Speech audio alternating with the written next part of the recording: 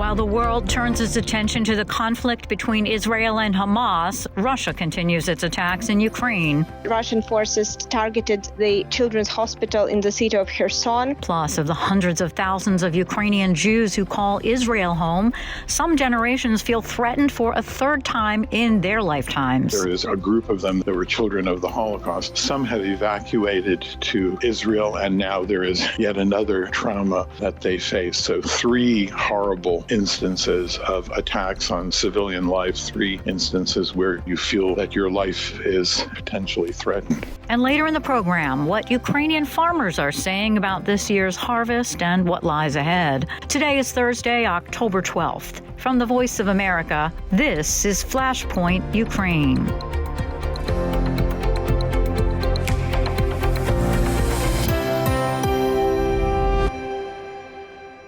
Good evening. I'm Lori London in Washington. A Russian official said Thursday that debris from a downed Ukrainian drone killed 3 people in the Belgorod region of Russia, while Moscow continued to pummel Ukraine with fresh missile strikes. I spoke with Anna Chernikova in Kyiv for the latest. As President Zelensky reported just recently during his latest meeting with Ukrainian top military officials, there are 2 main front lines, and the most intensive front lines in Ukraine. It's in the south and in the east. In terms of the south front line, it was another overnight drone attack that mainly targeted the south area. Particularly, Russian forces used 33 drones to attack Ukraine over the night, and Ukrainian air defense shot down 28 of them. The port infrastructure of the Danube was damaged, which is next to Odessa, and also there are reports of the private houses damaged and also 1 person injured in the Odessa region. This attack also targeted Mykolaiv region, which is also in the south, as well as Kharkiv and Dnipropetrovsk, Zaporizhia and Cherkasy regions. What additionally on the south front line, we have reports from the Ukrainian armed forces that Russian forces targeted the children's hospital in the city of Kherson that was pretty much damaged, as well as also Kherson region was under the attack. Unfortunately, there is another report of the heat of the gymnasium high school in the Nikopol, which is Dnipropetrovsk region. And we're hearing that a patrol vessel of Russia's Black Sea fleet was damaged near the port of Sevastopol in Crimea. What are you hearing about that? And is there any indication that this was an attack from Ukraine? We are hearing here in Ukraine confirmation from the Ukrainian Navy that the battleship of the Russian Navy, which is called Pavel Derzhavin, was damaged in the Black Sea near occupied Sevastopol, which is in Crimea. However, Ukrainian officials do not provide any additional details, and they do not confirm that this is something that was organized and implemented by Ukraine. And lastly, I wanted to ask you about something that we're hearing about Ukrainian intelligence predicting a battle for electricity in the near future heading into winter. What can you tell us about what exactly that means? Actually, as we discussed previously already, that Ukraine is getting ready for this, for winter and for this upcoming heating season.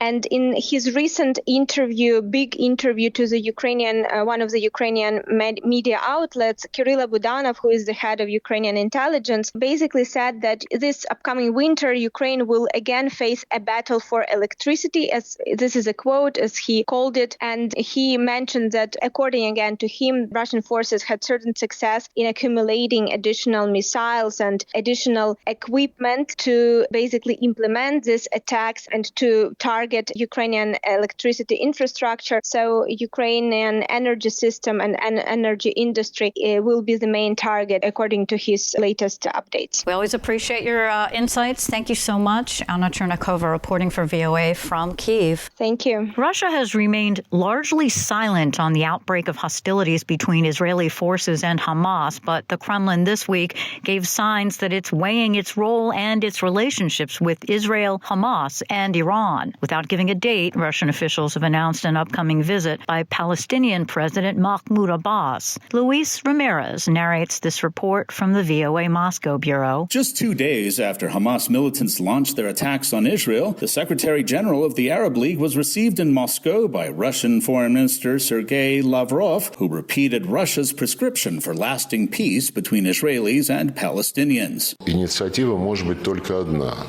Решение. Lavrov said there can only be one initiative, and that is a decision to settle the Palestinian issue, one which was adopted by the United Nations. He said that implies the peaceful coexistence of two states as good neighbors. Those states, he said, are Israel and Palestine. Russia has for a long time sought to strike a delicate balance in its relationships with Israel and with battling Palestinian leaders in the West Bank and the Gaza Strip. That includes leaders of Iran-backed Hamas, whom the Russian foreign minister hosted in Moscow in September 2022, with full knowledge that it would strain relations with the Israelis. In breaking Russia's silence on the latest outbreak of fighting between Israel and Hamas, President Vladimir Putin did not miss the opportunity to blame Washington for the current bloodshed. Putin called it a clear example of the failure of U.S. policy in the Middle East. He accused Washington of trying to monopolize the solution, but said the U.S. was, in the Russian leader's words, unconcerned with finding compromises acceptable to both sides. U.S. officials on Wednesday had yet to comment on Putin's remarks. Beyond criticizing the U.S., observers say Russia is looking for opportunities to boost its influence in the Middle East. Galip Dalai is a consulting fellow with the Middle East and North Africa program at Chatham House. Russia has much more established links with Israel. I mean, let's not forget the nature of Israel's stance on Ukraine war that has also generated kind of much criticism in the West. On the other hand, Russia does have long-standing access and relationship with Hamas as well, but I think this is more of an engagement of convenience rather than an engagement of partnership.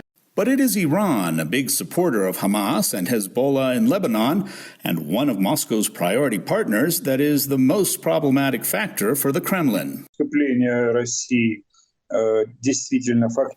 That is the opinion of Russian political scientist Arkady Dubnov, who says he believes Russia's involvement means the conflict in the Middle East threatens to escalate into a third world war with what he says would be innumerable consequences. In such a situation, Dubnov says he is certain Moscow would not take such a risk. Iran, he says, would. That, he said, is one of the scenarios to consider if Hezbollah, as Iran's proxy, gets involved by launching an offensive in northern Israel. With Moscow bogged down in its invasion of Ukraine, the new hostilities in the Middle East bring new questions not only for the Kremlin, but for global peace prospects. For the VOA Moscow Bureau, Luis Ramirez, VOA News. With the recent massacre in Israel, some generations of Ukrainian Jews who call Israel home are reliving the trauma of war for a third time in their lifetimes. I talked about it with Adrian Karatnitsky, co-director of Ukrainian Jewish Encounter. Thank you for being with us. Do you have any idea how many Ukrainian Jews are actually currently living in Israel? It would be in the hundreds of thousands. The question is,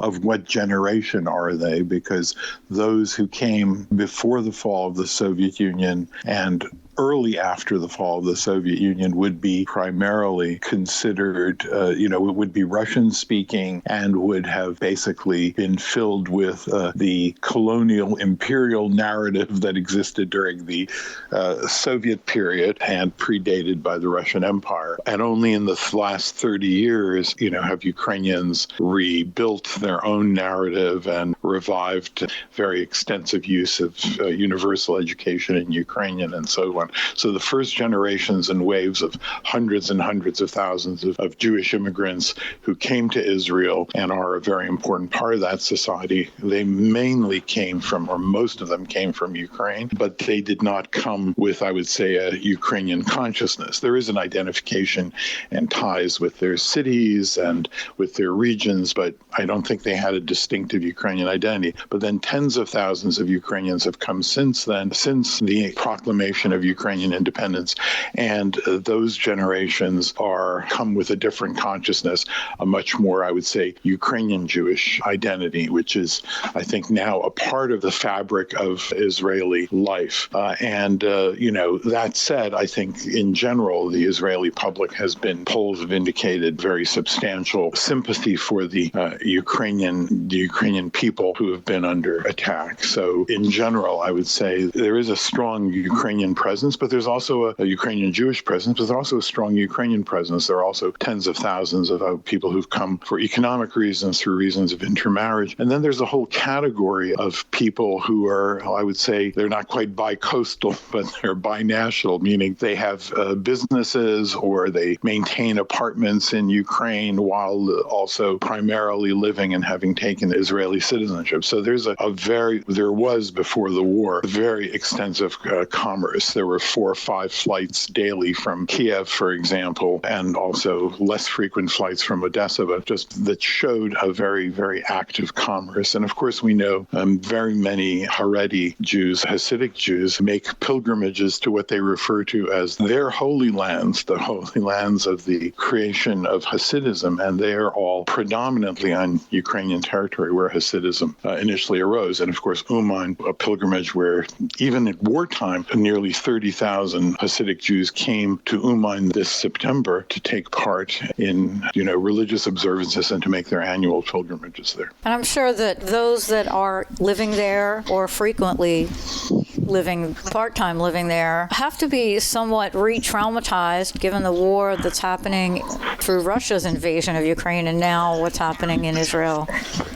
Yeah, absolutely. I mean, and I can even say that there is a sort of a triangulation between the United States, Ukraine, and Israel. I know of some friends from Brooklyn who were in Ashkelon visiting friends who are of Ukrainian Jewish ancestry and were there visiting friends and more distant family. When the attacks happened, they fled immediately quickly from the area, leaving behind their passports. So they still haven't gone back to pick them up. But yes, it's there's even another form of double trauma there, or even triple trauma, and that is there have been Holocaust survivors, elderly Holocaust survivors, especially in places like Odessa and Kiev, where there are larger Dnipro, 3 cities with very large Jewish populations in Ukraine that have been subjected to bombings on a regular, systematic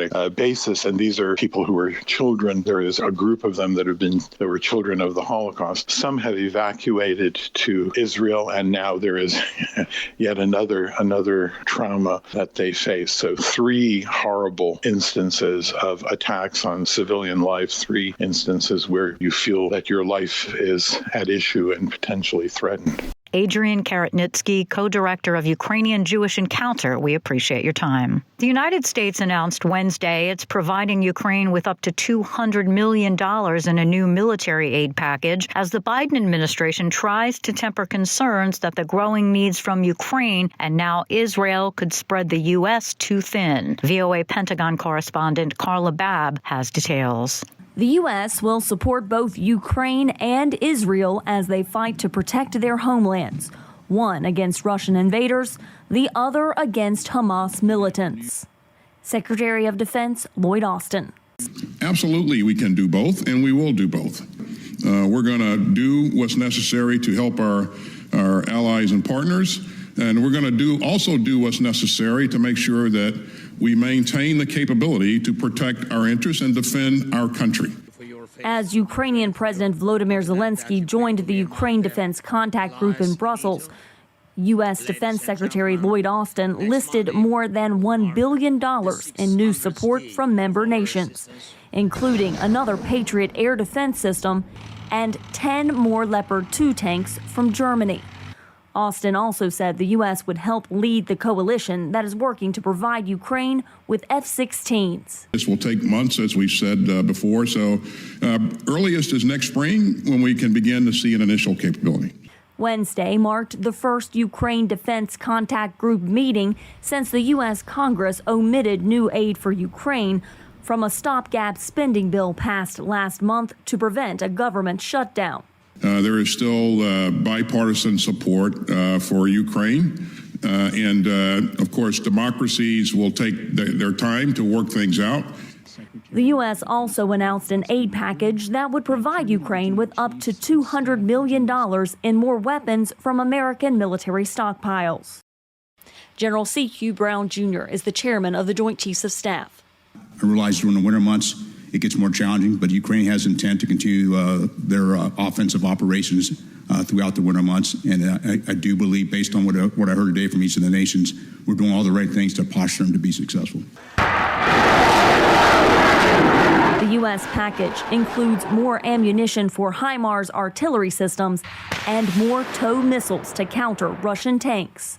Carla Babb, VOA News, the Pentagon. And for analysis on the growing concerns over future aid for Ukraine, I spoke with Doug Kleen, policy analyst for Razum Ukraine in Washington, D.C. There is a lot of consternation about what is going to happen with Ukraine. We've been supporting them since Russia's invasion. What do you think is going to happen and what we're going to see here with funding for Ukraine? I think that one thing that's important to keep in mind for the context around U.S. support for Ukraine is that by and large, polls show the American people are inclined to support Ukraine, but they are persuadable. Whoever is trying to persuade them and make the argument to the American people about whether or not they should support Ukraine, that can have a really big impact. And so with that context, I think that unfortunately Ukraine's friends in Washington, they've gotten a little complacent and didn't realize just how politicized aid to Ukraine is becoming. It is getting increasingly more political and less bipartisan, certainly from how it was just after Russia's illegal invasion last year. And so that gap is starting to widen. And as the 2024 election heats up, it's only going to get wider, and it's going to get more politically toxic, I think, for Republicans who are being pulled, really, and having this internal political fight with the more quasi-isolationist wing of the Republican Party, the MAGA people. And so at this moment, I do think that there remains strong consensus. More aid to Ukraine is going to pass through Congress. The White House is going to make sure it happens. Democrats and the Senate and more moderate Republicans are going to make sure it happens. But it could be a bigger fight. I think that that's one of the reasons why there's more energy for a big package of Ukraine aid that will last through the election next year. A big package meaning combined with Israel or separately? Potentially combined with Israel. That's something that, since there is clearly an immediate need to help both Ukraine and both Israel at the moment, I think that there probably is quite a bit of energy to combine these. Unfortunately, Congress is so dysfunctional that adding in multiple votes on different things can make it more difficult to get anything done. By packaging them together, it might be more likely that all these priorities are taken care of. But when I say a major package, I mean a significant package of supplemental assistance for Ukraine. The White House originally requested for about $24 billion to help Ukraine. That would have lasted through the end of this year, and then they would have had to vote on additional aid going into 2024. With how increasingly politicized and difficult helping Ukraine is becoming, there is significant interest in the White House and on Capitol Hill to instead do not a $24 billion package, but maybe closer to a $100 billion package. That will guarantee assistance to Ukraine all the way through the 2024 election so that this doesn't keep ending up being a political football through the election. So with Israel in the equation, do you think that makes it even more difficult? I think that at this moment, these twin national security crises of the need to help Israel, to help an ally, and the need to help Ukraine as it's going into the winter and trying to make some more progress in its still, somewhat successful counteroffensive. I think that the fact that both of these crises are happening at once, it will make it more likely that aid for both happens, that it is able to get through Congress. At the same time, these are new pressures that the administration and Congress are having to deal with. We've got limited supplies of ammunition and artillery shells and whatnot. Israel and Ukraine need very different kinds of weapons. So, it's not splitting the same thing between them both. But the U.S. is reckoning, I think, with being woefully unprepared for these kinds of major conflicts to happen in the world and for us to have to meet obligations and responsibilities over it. So that's going to be a pretty significant challenge that the U.S. just has to deal with. They have to ramp up production and make sure they can respond to crises like this in the future and make sure that Ukraine has what it needs to win. Doug Klain, policy analyst for Razom Ukraine in Washington, D.C. You're listening to VOA's Flashpoint Ukraine. I'm Lori London. Russia's president has arrived in Kyrgyzstan on a rare trip abroad. We hear more from Associated Press correspondent Karen Shamus. President Vladimir Putin stood on a podium alongside his Kyrgyz counterpart, President Sadir Japarov, as a military band welcomed the Russian leader. It's the first time this year that Putin has travelled outside of Russia and Russian-held territories of Ukraine. Putin was indicted earlier this year by the International Criminal Court for war crimes in Ukraine. He came to attend the Commonwealth of Independent States Summit, which Kyrgyzstan is hosting. Leaders of Azerbaijan, Belarus, Kazakhstan, Tajikistan, Turkmenistan and Uzbekistan will also attend the summit. I'm Karen Shamas. Farmers say the harvest season that is just ending in Ukraine was a good one, but they face another year of falling profits due to the skyrocketing costs of getting their products to international markets during wartime. Lisha Bakalets reports from the Kyiv region. When Russia launched its full-scale invasion of Ukraine, operating a combined harvester became a dangerous profession for Roman Vitsko. He says the fields he worked on get shelled. One time, Vitsko says, there were explosions on both sides of the field he was working in, and parts of the rockets were sticking out of the ground, so he had to go around them. Roman Vitsko harvests sunflowers for Makariv Agrobud, an agricultural company in the Kyiv region. The company's land was occupied for a month at the start of Russia's assault on Ukraine. Mykola Horovy is the chief agronomist at the company. He says the Russians destroyed an office building and warehouses. He says the company still cannot use 50 hectares of its land for fear that it could be mined. Horovy says it hasn't been checked yet.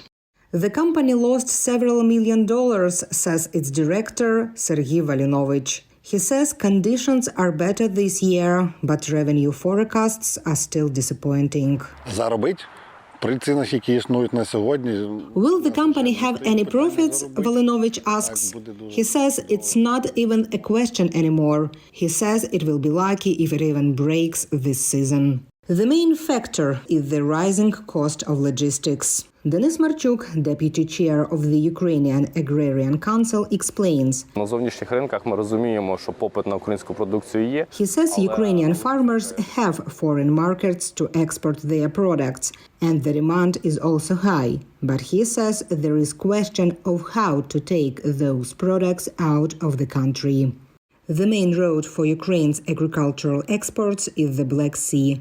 Since the beginning of the war, that corridor has been almost inactive. The Black Sea Grain Initiative, an agreement between the UN, Turkey and Ukraine, as well as Russia, to ensure the safe export of Ukrainian agricultural products, expired in July. Using alternate roads means added expenses. Marchuk says there are two options left. He says the first one is using the river ports on the Danube, that he says Russian forces are constantly shelling. He says using the river ports means farm exporters must now charter more vessels. And he says now they must also use roads and railways to route their products through European Union countries. Ukraine is working with its Western partners to develop a humanitarian corridor in the Black Sea from Odessa through Bulgaria and Romania, and some ships have already used it. The project raises hope that Ukrainian farmers will see better profits. Lesia Bakalets, VOA News, Kyiv.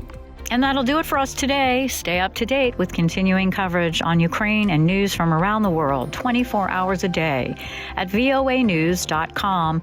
And on social media, just follow VOA News.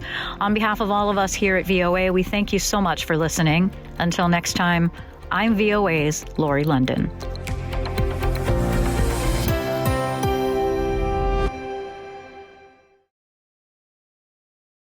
This is the voice of America. Washington, DC.